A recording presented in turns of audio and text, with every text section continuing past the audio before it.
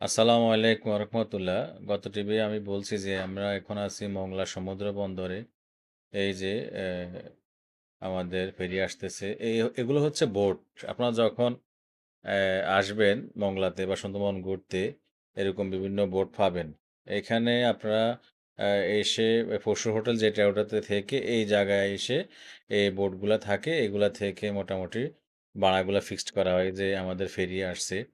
ফেরির এখানে হোন্ডা বাস বা মালবাহী গাড়ি সবগুলাই লোডেড একদম। একটা সুন্দর দৃশ্য। ফেরি এখন থামছে, সাথে সাথে সকল গাড়ি যানবাহনগুলা আহ, রওনা দিবে। একটা ফেরিতে অনেক লোড হয় গাড়ির। এটাই মংলা সমুদ্র বন্দর। এটা খুবই সুন্দর একটা জায়গা। এই যে এটা আমাদের জন্য বোট রেডি করে রাখছে রিসোর্ট কর্তৃপক্ষ।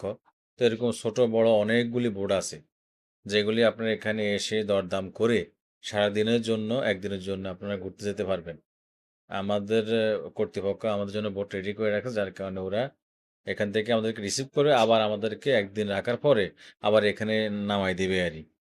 এটাই ওনাদের সাথে কন্ট্যাক্ট। আপনারা যদি এই কন্ট্যাক্টে না যান যে একদিনে শুধুমাত্র এখানে আসবেন, আপনারা মংলাতে আসে ফসি হোটেলে থেকে এই যে এখানে মংলা সমুদ্র বন্দরে এসে বিভিন্ন বোট আছে, এই বোটগুলি আপনারা দরদাম করে একটা দিনের জন্য কয়েকটা স্পট আছে, ওই স্পটগুলো ঘুরে তারপরে আপনারা রিল্যাক্সে বাড়ি চলে যেতে পারবেন।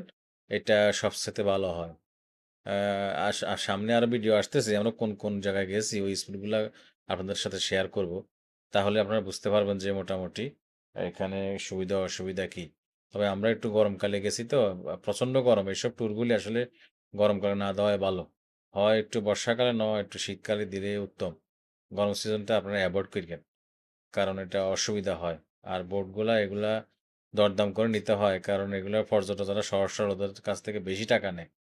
এই কারণে দরদাম করে নিয়ে যাওয়া যায়। আজকে এই পর্যন্ত। আসসালামু আলাইকুম।